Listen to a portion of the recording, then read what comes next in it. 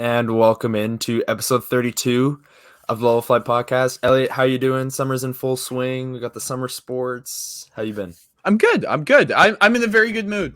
Lots of winning going on in other teams other than the Jets, so it's nice. It's good to feel. The Jets aren't playing and messing up and losing, so it's a good time. Yeah, we got. I've got. If you're watching on YouTube, got the Sea Bears merch up there. They opened their game. We'll start with that.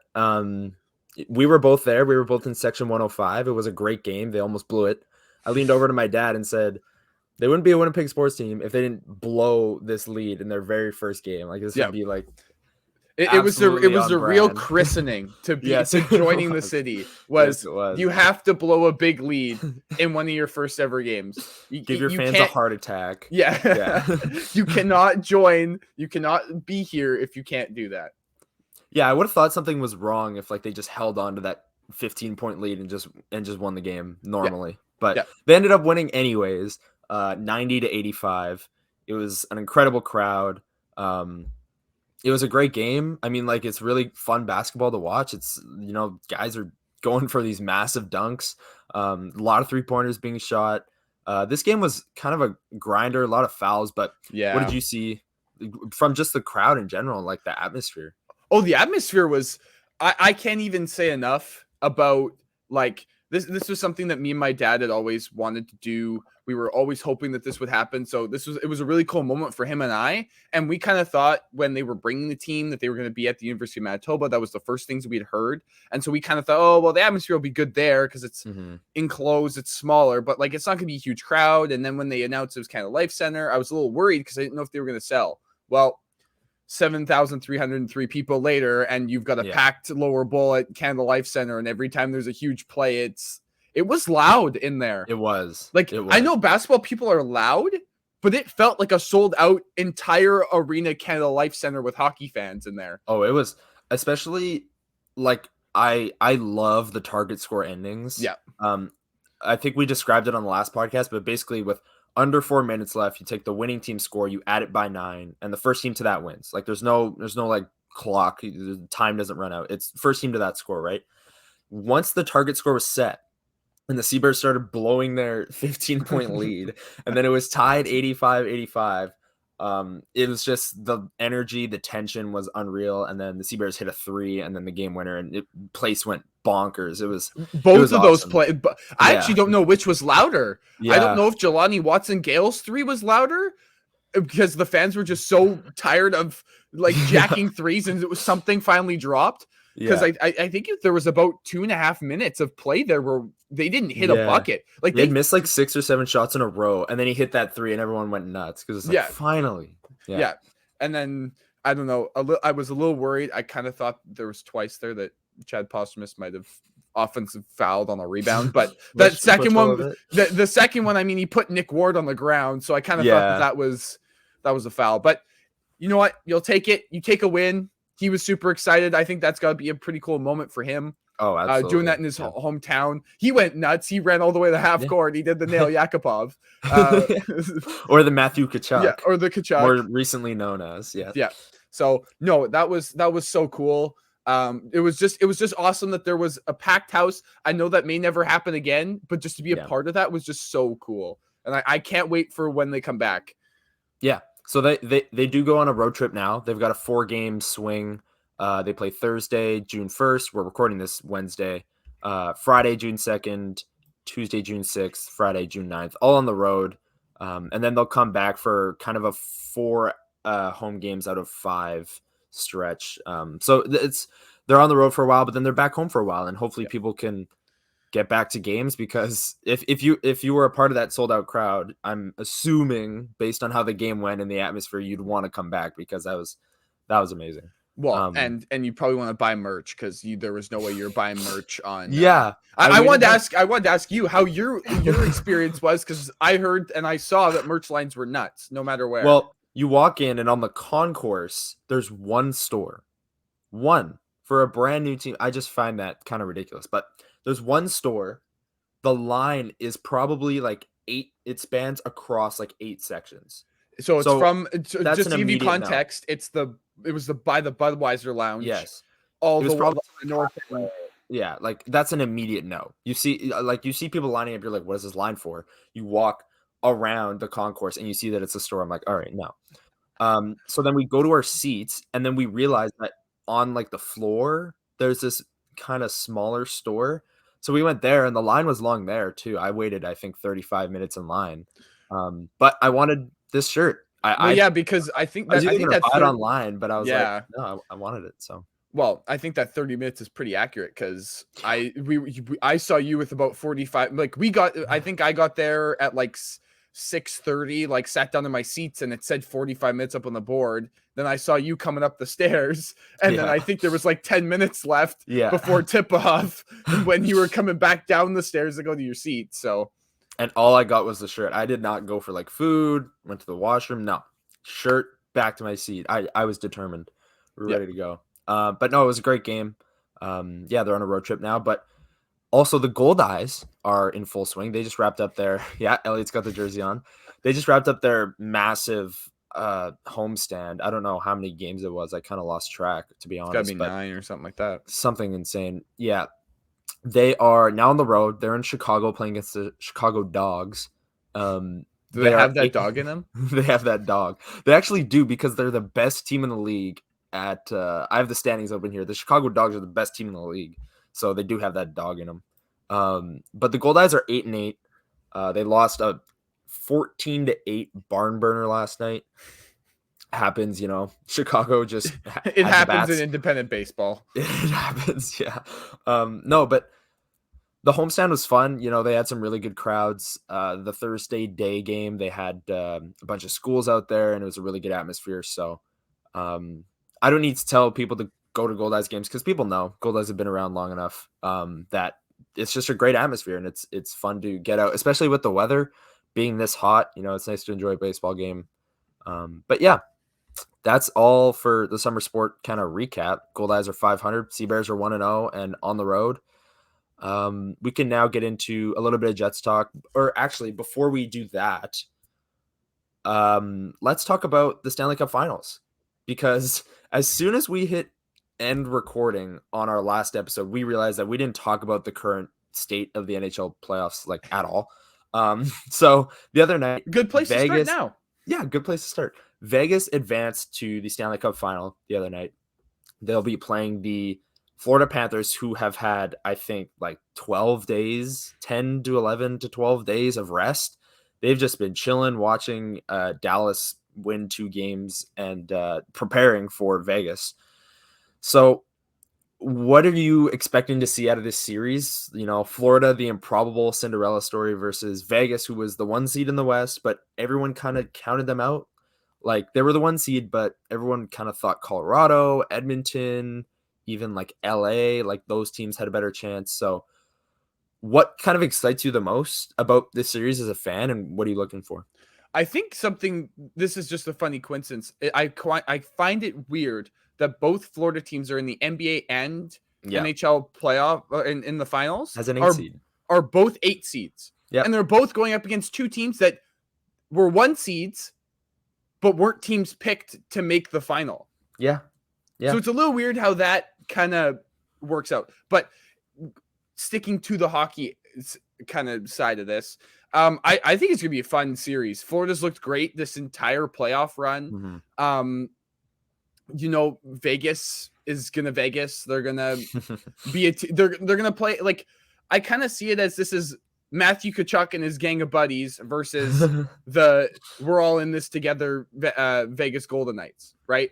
So I think we're going to have to see Tkachuk throw up some heroics. I'm not saying that he doesn't have teammates with him in Florida. Like that Florida team is a really good, that's probably one of the best 8 seeds we've ever seen. Mm-hmm. Not just because this is a performance, just a roster construction. Most people had them higher up in the standings. Right. But you have to think that Tkachuk's got to pull out some more heroics here in the finals for them to really compete with Vegas, I think here. Because Vegas is the Jets obviously played Vegas in the first round. I do have to say it does kind of make the Jets look a little good that Vegas, they did take a game and they took a game from Vegas and took it to them in that game.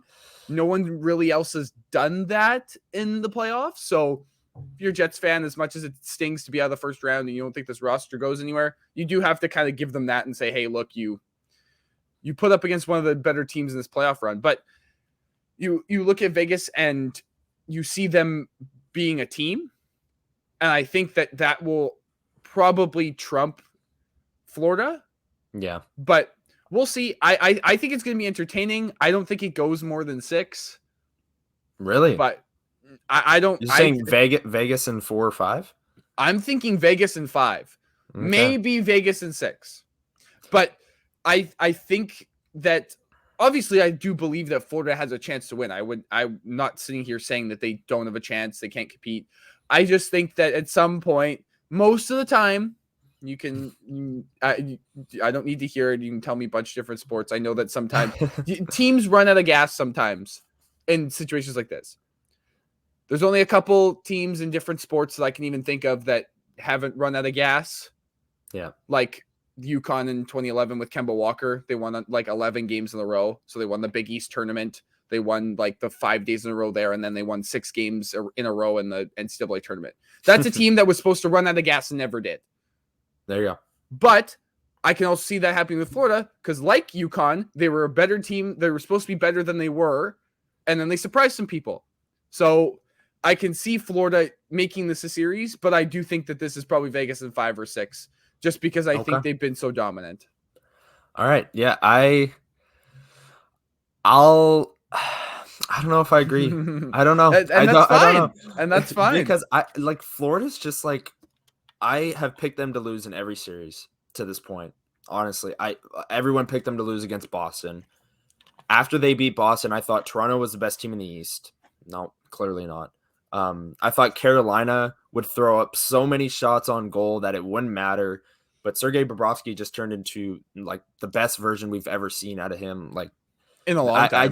I just can't wrap my head around what the Panthers are doing right now. A large part of it is Sergei Bobrovsky, and him saving 1 million goals above expected throughout these playoffs. Like, are you sure it's not Paul Maurice? Right, my bad. It's the coaching staff, right? Show me a good coach and I'll show you a better goalie. That's the old expression. There you go. Yeah. No, but Matthew Tkachuk is so much fun to watch. I've seen people online kind of complaining like, "Oh, it's Vegas for Florida." Like, how entertaining is that really? And it's like, when you take out the fact that it's Florida and you look at the fact that it's Matthew Tkachuk, who's one of the most entertaining players in hockey, against Jack Eichel in his first ever playoffs, and both teams are playing for the first ever Stanley Cup, I think it's going to be a great series. And I honestly think it goes the distance, contrary to what you were saying. I think it goes 6 or 7. I'm going to also go with Vegas just because it's tough. They're the better bet. It's tough to pick against Sergei Bobrovsky right now, but I feel like the luck, to an extent, kind of has to run out at some point. Like, Carolina is the kind of team that just throws shots on net from everywhere. They over-rely on shots from the point. And that kind of lost them the series. They didn't generate enough grade A chances. I think Vegas, their forecheck will be able to take advantage of the weak links on the Florida defense, and I think they win the series. But again, it's so tough because I could totally see Florida winning games 1 and 2 because Bobrovsky's just a brick wall and Matthew Tkachuk scores an OT. Yeah. Like, that's totally within the realm. You know what I'm saying? Like, it's another just such 4 overtime game thing. Yeah, another one. Please no. And since it's Vegas, it'll start at like 9 p.m. No. Yeah. No, I'm looking forward to it. Those start Saturday in Vegas. Yeah, I'm calling Vegas in 6. I don't think the finals go 7. That's just too good of a story for the Stanley Cup Finals to go to. It would be too good of a 7. story for it to go 7 and Matthew Tkachuk scores an overtime in game 7 on the road. On the road. And he does the gate celly where he just like leaves. Yeah. But then he has to go hold the Stanley Cup so he comes back. Yeah. or he does the Patrick Kane with the heartbreaker. Yeah, heartbreaker celly. Yeah, no, I love it. Yeah, no, it should be a great series. That starts this week. So it's time to move on to Jets talk, but first of all, we are going to listen to a word from our sponsors.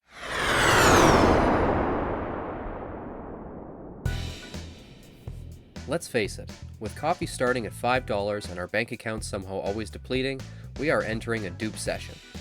Most products do the same thing but are priced differently solely based on the brand name. So, a good duplicate, or dupe, is crucial for getting the highest quality at the best price. One dupe you definitely shouldn't sleep on: Raycon wireless earbuds. Raycon is premium audio at the perfect price point, so you can listen to what you want, when you want, without breaking the bank. Maybe you're on a budget and are looking for quality audio without having to sacrifice some well-earned money. Well, look no further than Raycon. Raycon's mission is to prove that you shouldn't have to pay an arm and a leg for quality sound and essential smart tech listening features. You can get a pair and a spare and still pay less than what you would with some of those other big-name tech brands out there.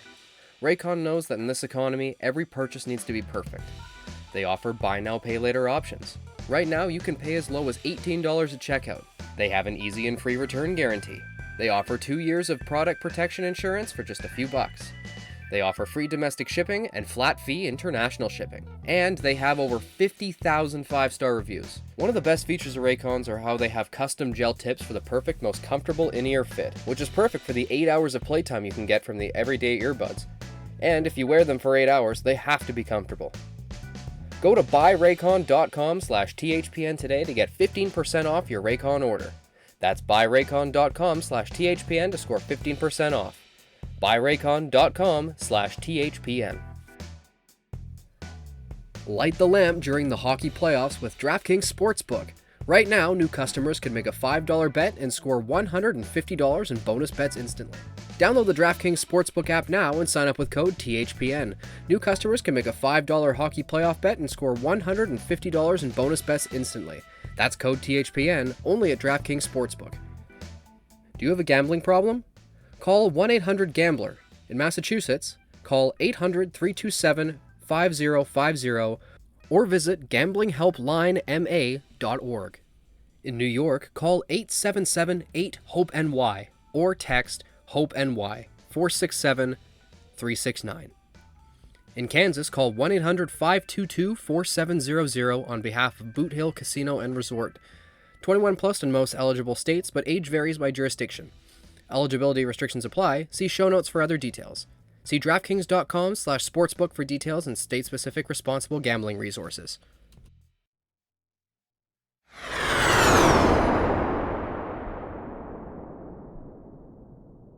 And we are back. Thank you to DraftKings and Raycon again for sponsoring this video.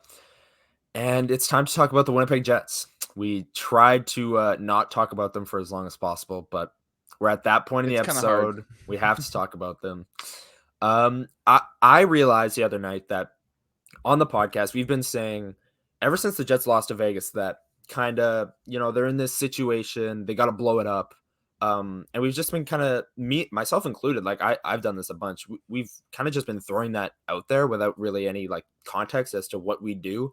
Yeah. So we're going full armchair GM in this episode. We are going player by player. We outlined not fantasy hockey GM, armchair GM. No, yeah, never fantasy hockey. Yeah. But anyways, Hellebuck, Wheeler, Scheifele, Dubois. Those are the 4 names that everyone's wondering about. We're going to go player by player and decide. I'm going to kind of lay out 2 options because there really only is 2 options for each player for what you want to do, like their long-term future. And we're going to talk through it because we're saying they should blow it up. Does that mean a full rebuild? Elliott and I might see that differently. So let's get into it. We're going to start with, I think, the biggest name by far, and that's Connor Hellebuck. Now, the 2 options with him are, do you extend him $10 million, 9.5, 10.5? How much does Hellebuck want on the open market? Do you extend him for $10 million, let's say, for 3 years? Or do you look to trade him now? Do you look to trade him at the deadline? What is your game plan with Connor Hellebuck? For me, I've always been in the camp of like, and I'll reiterate this with every player, everybody that's on an expiring deal that you can get something for, just cut your losses, decide that this core didn't do it, you missed your window, and move on. Personally, for me, obviously keeping Connor Hellebuck would be great and extending him would be great. But I think for this organization to decide that it's time to rebuild, and a full rebuild, I might add, or if, because we have so many good young prospects, it might end up being more of a retool in the end. but I think they need to commit to the rebuild, and Connor Hellebuck is the most important piece for the Jets to deciding what they're doing this offseason. If they re-sign him, then we know what they're going to do with the rest of the pieces. If they trade him, then we know where the roster's going. Personally, for me, if I were sitting in the chair of Kevin Cheveldayoff, obviously I probably would have done things differently, but let's say you're starting up a new save on NHL 24 next year and you have to decide what you're doing before the season starts. Personally, for me, if I was stepping into Cheveldayoff's shoes, if he got fired, I would probably trade Connor Hellebuck would be the first player I'm trading. And I would trade him to a team, a young team, where they can re-sign him and spend the money for the next 3-4 years on a premier goaltender for whatever team to go out and win you a championship.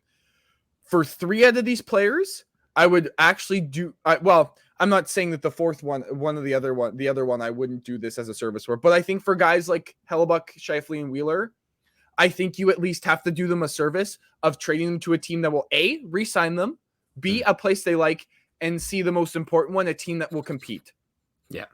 Connor Hellebuck has done a lot for your franchise, and as much as it would really hurt, the Jets would be a terrible team without Connor Hellebuck. They'd be really bad. They'd be absolutely horrific.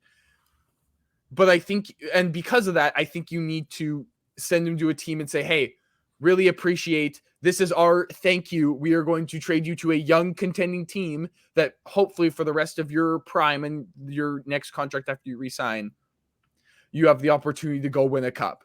And realistically, a team that is looking for a goaltender like Connor Hellebuck, that's probably the only piece that they're missing. Yeah. So it's now on, okay, we've traded you to a team where you need to be the man behind the net. You need to be the guy. You need to be the guy. And so you can go be the guy on a really good young team, and hopefully you can help yourself win a cup. Yeah, well, obviously Connor Hellebuck's going to be the guy everywhere he goes, unless he goes to like the Rangers or the Lightning, which is super unrealistic. But no, that's like fantasy hockey. That's fantasy hockey. Yeah, no, but you're right. Like there's these young teams like Ottawa and LA that are ready to take that next step, but the goaltending is just kind of let them down. And if they traded for a guy like Hellebuck, that would be the right move, right? I would even throw in, I would even throw in Buffalo. I know people don't want or don't think that that's a possibility because of Devin Levi. But again, if I'm Buffalo and I look at how we played last year and you look at development, I'd probably decide to go all in. Or maybe not all in, but at least I'd buy for a goal. I know it's a tough sell because of Devin Levi and they can have the entire team grow together, which I think is also a good thing. Yeah. But if I were wanting to make an aggressive move, I think that Connor Hellebuck is one. And I know that I have heard from other people from their sources that Buffalo was a team that called. So that's why I'm also not throwing them out of the equation, because they're probably at least they're doing their due diligence, which I think the Jets don't know how to do that. But anyways, Connor Hellebuck, for me personally, I think either you trade him now or you extend him. Now, if that decision were up to me, some of these other players, I think you wait until the deadline. But I think I've always been of the mindset that I think Connor Hellebuck should be a lifelong Jet.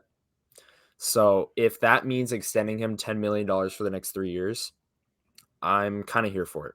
Like, the thing is, my mindset with all these moves is retool rather than full on rebuild. Now, if you're full on rebuilding, trade Connor Hellebuck right away. But I think retooling and having these young players have Connor Hellebuck for another 3-4 years where he's going to be a great goalie, having that kind of bona fide starter, top 5 goalie in the league in net while these young players figure it out on the ice is going to be huge. And I think that's the way they should go with that. I'm not of the mindset. Now, so a lot of people that I've read on Twitter, I think this is kind of going against the grain because a lot of people want the full rebuild. But no, I'm here for the retool, honestly. If you sign Connor Hellebuck $10 million for 3 years, and then these other players on the list, I think I'll take a different approach with. But I think Hellebuck's the guy.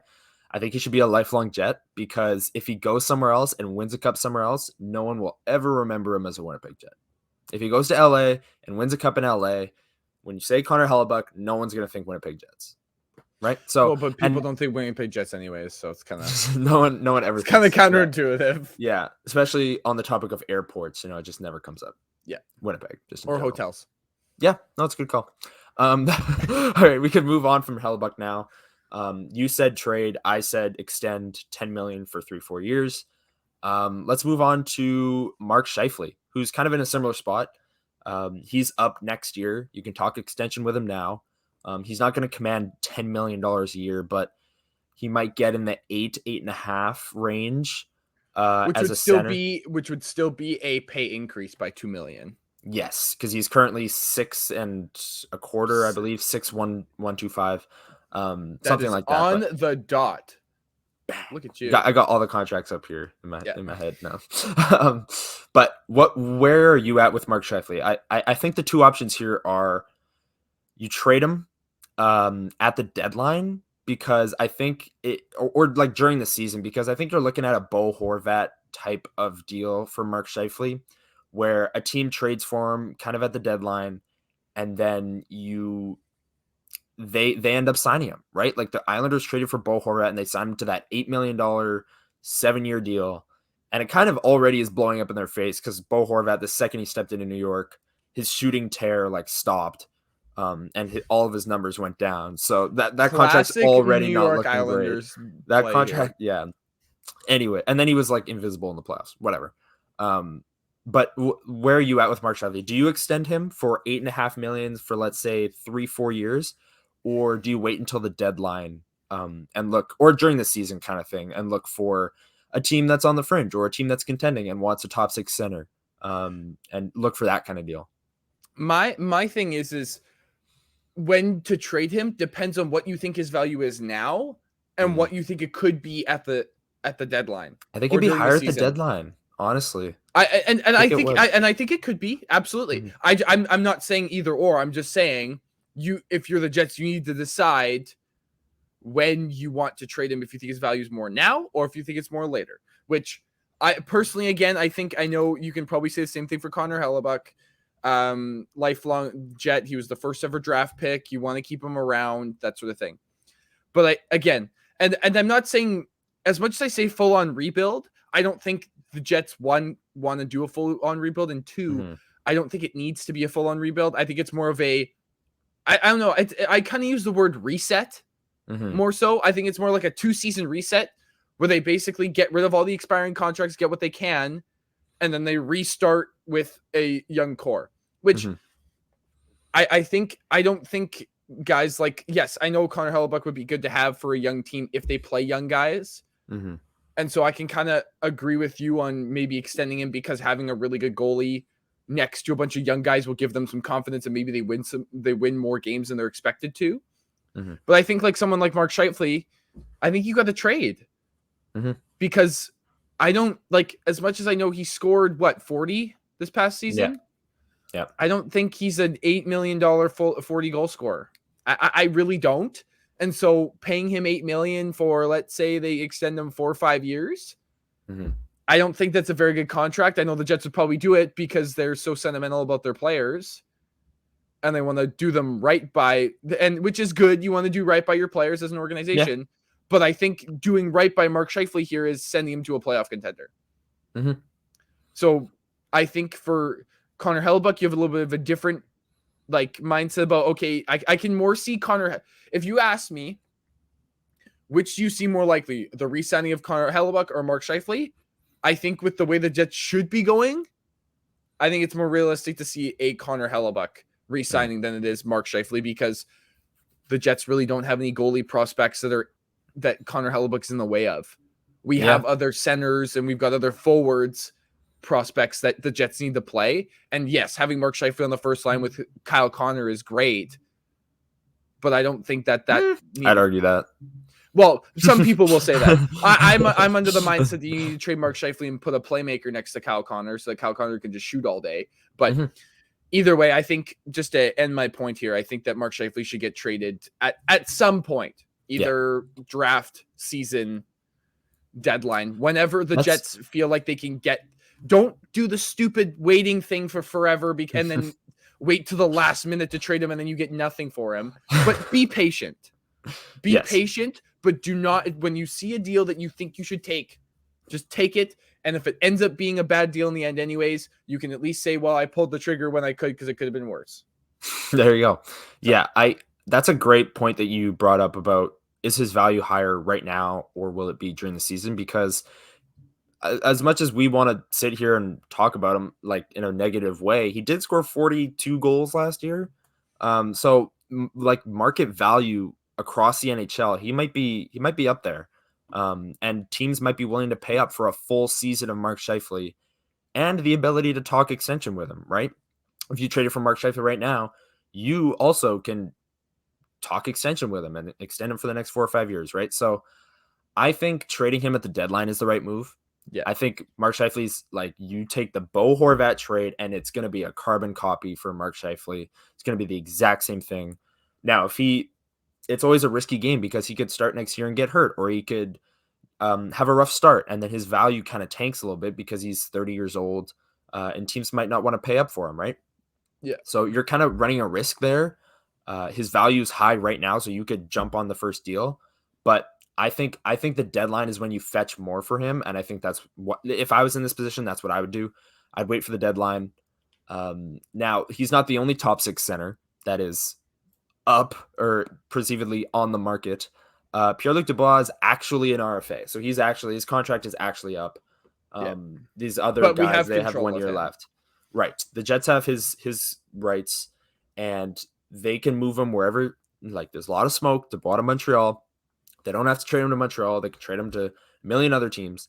But where are you standing with Dubois? Because I don't think an extension is on the table here. So the options for Dubois are trade him right now, or you sign him. They did what they did last year, and you sign him to his qualifying offer, which is a 1-year deal.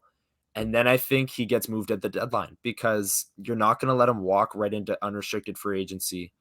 And you got to trade him while he's on your team, because then he'll just walk. He'll just walk to Montreal. And that's his whole goal, or what's been reported is his whole goal is just to walk to Montreal. Right. So I don't know where I stand on this one. I'll throw it to you because I'll need some time to articulate my thoughts, but are you more of the mindset of trading Dubois right now or playing the patient game and going 1-year qualifying offer deadline?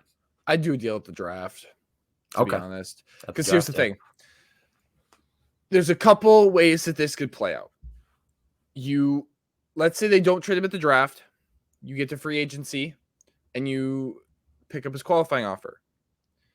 Well, I'm under the impression that he also has to accept that qualifying offer at some point as well, right? He can just not accept the then he's just not playing hockey this year. And that's the thing. I don't know if he wouldn't not do that. I think that's... You don't think... I think it's not I don't out think of the he realm. would. I think he'll play hockey this year at least. Well, there's two ways. Either we give him a qualifying offer and he doesn't take it, or we don't give him the qualifying offer, and either like, because here's a third possibility. So sorry, let me rephrase this all. We either give him his qualifying offer and he doesn't take it. Mm-hmm. We don't, and some team offers him and we lose him for nothing, or we give him his qualifying offer, he doesn't take it, another team offers him and we get compensation. Yeah, the offer sheet is an interesting thing because Montreal can, or any team, Montreal aside, like I keep bringing up Montreal, but any team can offer sheet Pierre-Luc Dubois, right? A 1-year, $6.4 million contract, I believe it is a first and a third round pick compensation next year. So any team could do that and kind of put the Jets in a bind, because do you match that and then trade him at the debt? Because then if you're the Jets and he gets offer sheeted, you're matching that because you're gonna get more than a first and a third for Pierre-Luc Dubois. Yeah. So then you're waiting till the deadline, right? But that is an interesting wrinkle that you brought up there, because the offer sheet is a very real possibility. And the offer sheet only applies if we've qualified him as well, right? I believe so. Because my thought is if they don't, let's say they roll into the offseason, into free agency, they don't qualify him, and then another team then offers him. I know he's an RFA, so technically they probably still have to give an offer sheet. But then I don't think they No, have to pay yeah. they don't have to pay compensation because we didn't Well, they're qualify going to him. qualify him just to hold on to his rights so that they can trade him, sign him, whatever. If they don't qualify him, then he becomes a UFA. Oh, is that how they were? Okay. I Then believe yeah. so. Yeah. Then we lose him either way. Yeah. Yes, that is correct. I'm all over the place. Either way, I think that they should trade him at the draft. Either whether that be for the 5th pick with Montreal, or we get a larger package if we trade with them for their Florida pick, or whatever the case may be. I think the most common scenario is he gets traded at the draft. If it's Montreal, it's Montreal. I'd also find it quite funny if they traded him elsewhere other than Montreal and got a better package. I think that'd be quite funny.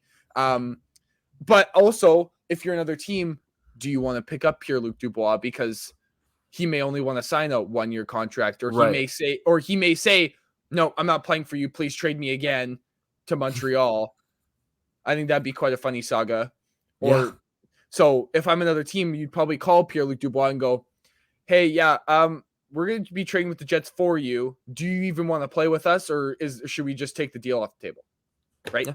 So no, go ahead. That's where I stand in this too. Like, I don't see any other team making a big deal for him this offseason because, again, is he going to sign with you long term? I'm not sure. And if you're trading for him in the offseason, you're going to pay you're going to pay as if there's an extension in place. Like, you got to pay up to have him for the full season, right? So I think the most realistic thing, and I think this is what I would do if I was Kevin Shoveldayoff, is you qualify him. He's going to sign it, and you move him at the deadline because no one's really going to trade for him right now. And he's going to go to Montreal, right? So teams are going to pay at the deadline to get Dubois for their playoff run, similar to Scheifele. And I think that's the most realistic and kind of the best option for the Jets here, because if you look to trade him now, you're only if you're bidding with Montreal, Florida's first now is like an early 2nd round pick. Like, that is they're still playing. Like, they're starting the Stanley Cup Finals. Like, this is the 31st or 32nd pick in the draft. So the value for that pick has tanked dramatically, because when people first started throwing out the Florida first in these Dubois mock trades, it was like the 18th pick. And that was like, okay, that's a mid 1st round pick, and the Jets pick there like every single year. So and they might like that value. When they get value. And then the Canadians stay in the same place in the draft lottery at the 5th overall pick.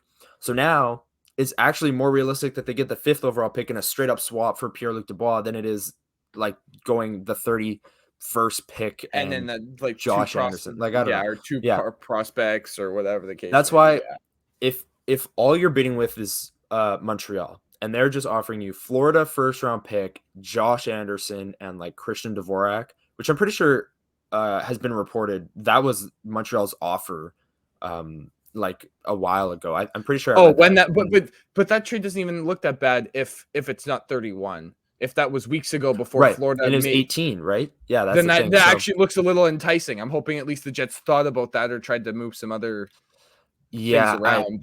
I just think they can get a better deal at the deadline, and I think qualifying him and hoping that he stays in this ascension, because he did have a career high in points and assists last year. So hoping that he continues kind of on that upward path and maybe hits 30 goals next year and 70 points, and his value goes way up. You can move him at the deadline. But what if the Jets are near a playoff spot? Because this organization wants to make sure that they make the playoffs. So that's the problem. Then you trade a 4th round pick for a bottom 6 forward, call it a day, and go all in. You say you believe in this group, and then Hellebuck, Scheifele, Dubois, they all walk in free agency for nothing. And they go, we thank you for your service. And yeah. No, we're of the same mindset that you got to get value for these players at some point, because if the Jets go through another season where they don't win a playoff round, or like 1 or 2, all these players are going to walk at this point. Like Scheifele, maybe he's loyal to the city, but he's been non-committal 2 years in a row now in his exit interviews. Scheifele, I think if he wasn't under contract, I think he's gone. Yeah, I don't know. And then Hellebuck, I just feel like he'll want to play for a contender, especially if the Jets. It seems like he wants to win. So yeah. And Which I you don't got to blame get him. value. Yeah, you got to get value for these players at some point, right? And then lastly on the list is Blake Wheeler. I think we're both in agreement that he's a prime buyout candidate, and I think that's the way they should go. True North, as we've said many times, is very loyal to their players, to their staff, whatever, To their captain, to might their I add. ex-captain. Former captain. So do they have the stones to buy him out when he's 36, 37 years old? I don't know, because like if I was guessing, I'm thinking True North is thinking, oh, he's got 1 year left. It'll be a farewell tour for our ex-captain. And there was a time where Blake Wheeler was the best Jet, right? Like back in 2015, 2016, all the way to 2018, it was him or Dustin Byfuglien were the best players on the team, right? So there was a time where he put up 93 points in a season and he was the captain of the team and the face of the franchise, right? So I wouldn't really blame them for doing that. But again, if you're retooling, that cap space is insanely important and you need it. So a buyout, basically, he's at 8.25 million for this one last season. You take, I believe it's 25% of the contract. I Or believe like it would be 2 point something for the next 2.6 2 years. or like 2 point, yeah, somewhere in the mid 2 range. And then you double the amount of years. That's how the buyout calculators work. So you double the amount of years, so it goes from 1 year to 2, and you pay Blake Wheeler $2.4 million for the next 2 years, but he's not on the team. Yeah, that's what a buyout entails. Do you agree with me that I think the buyout is the best option? Because you need this cap space, especially going into this year with all these question marks. You got to either extend Hellebuck, and you need the cap space there. Sandberg is up. You can talk extension with Perfetti. That's like what I was just this about to cap say. space Cole is Perfetti pretty, is now going to be up next year or after this year. So yeah, like you need this cap space. My thing is it the right business decision to buy him out? Yes. Or to trade him. I know they won't trade him, but Yeah, to move him, or if you can trade him, yeah, I think that's, you don't have to pay that contract for the next 2 years. So yeah, I think either by removing sounds like a terrible word, but from taking him off the roster is the best business decision. Is that the decision, or I can't think of the another word for it, but is that the sentimental or the right decision to do? Probably not. mm-hmm. But at the same time, are you running a business or are you running something else? Right. So for me, as much as I would love to sit here and say that, like, in a perfect world, let's say that Blake Wheeler was at the end of his contract, but the Jets were still competing. Obviously, you keep him as a bottom six forward and you let him ride out his contract because you're going to compete for a cup. You're in it in the playoffs. You're trying to win a playoff series. You're trying to win the division. And that's where you keep him. And you say, you know what? If he walks at the end of this year, he walks, but we're trying to win him a cup because that's what he deserves. And he's staying here because we want to win a cup and we have a roster to win a cup. Right. But unfortunately, we don't live in that perfect world. So we're sitting here with a roster that didn't win the playoff series, won one playoff game, and doesn't even look like they'll even make the playoffs next year. So in the world that we currently live in, you kind of have to take the business decision and decide and look at him and say, hey, we'll give you two options. Either I do believe he does have a modified no trade clause. So he submits a 5-team trade list from last year and this year, because I know he did have he used to not have a no move clause. It's now a modified no trade clause. So I do believe that means that that's 5 teams that he would like to go to. No, 5 teams that you can't trade him to. Okay, so yeah, and maybe you either say, you look at him and go, either A, you waive your no move clause and we trade you anywhere that we can get you a deal for. No, I think I have that backwards. I think believe it is 5 teams that you could trade him to. Yeah. I think it's either you tell him, hey, the 5 teams that you have on there, either A, maybe one of them's not a contender, or 2, they're rebuilding, or whatever the case may be. Because I do believe it was for the last 2 years of his deal, so he did have to submit it last year. So I would look at Blake Wheeler and say, hey, you can either waive your no move clause and we'll trade you to any contender that we can because we believe that you do deserve to be on the playoff contending team. Or you tell him, if you don't want to do that, then we're buying you out and this is for your own good. Then he can sign wherever he wants. And that's the thing. Yeah. So it's either you both do each other a favor, right? Either one, Blake does the Jets a favor by waiving his no move clause and the Jets trade him wherever to whatever contender he can. Mm-hmm. And that would probably be the most amicable situation so that there isn't any bad blood or bad exit, anything. The one that probably has a little bit more bad blood is Blake saying, no, I don't want to move my clause. And the Jets are okay, well, we're buying you out. Yeah.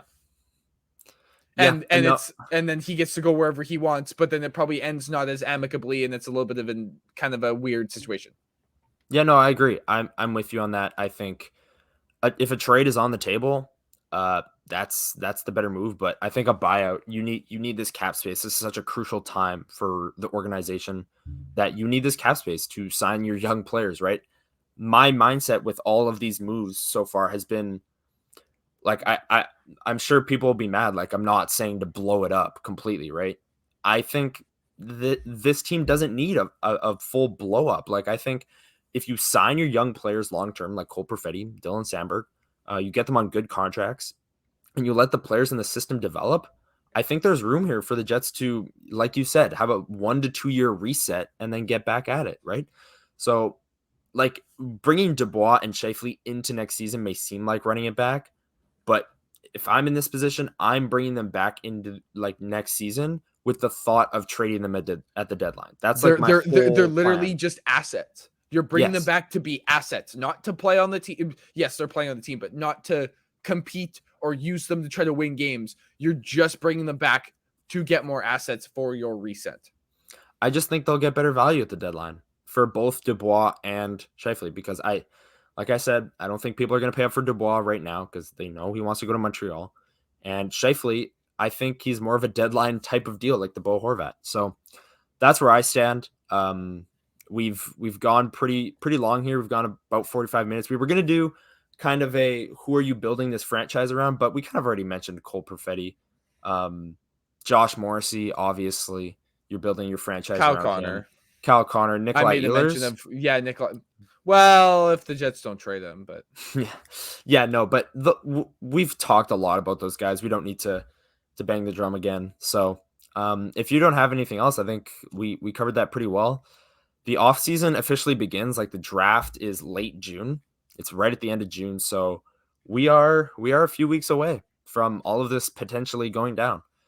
Pierre-Luc Dubois could be traded on the draft floor. That's a very real possibility. All these players could be traded after the draft, during the draft. It's gonna be interesting. I can't wait for our draft episode that we'll do. We can talk about prospects. Probably a week before the draft, the actual draft. We're gonna do that, or like 2 or 3 days before might be a better time slot. But we are definitely gonna do it. I'm really looking forward to that because that'll be fun. It's always fun. Next week, not sure what we're gonna talk about again. Kind of the dead part of the offseason. This was our big offseason, like Armchair GM episode. But stick around. It will come up with another idea. Might do another mailbag. Something in the works. We're trying to figure that out. Yes. So be on the lookout. It could be next week. It could be the week after. We'll try to keep you guys updated. But there was supposed to be this week some what's the word for it? Not technical, but there was some logistical issues. There you go. So hopefully we can figure that out because I was super excited for whenever it happens. Yeah. So, and we might bring some guests as well that we've had on before, some new guests. So stay on the lookout. Should be fun. And I think unless you have anything else, I think we're good to get out of here. Just quick shameless plug. Check me out on Twitter and my articles and Connor's articles too. He's been posting some check us out stuff on Hockey Writers. Check out Brian's Gold Eye stuff too that he's putting out. I know he's super focused in on that. Yeah, super proud of him for doing that. It's really good stuff. So check out all of our stuff. I know you can see it all on all of our social medias. So head over there and that's about it. Alrighty, let's go. Let's go Sea Bears. Let's go Bombers preseason this weekend. There it is. Boom. See ya. Peace.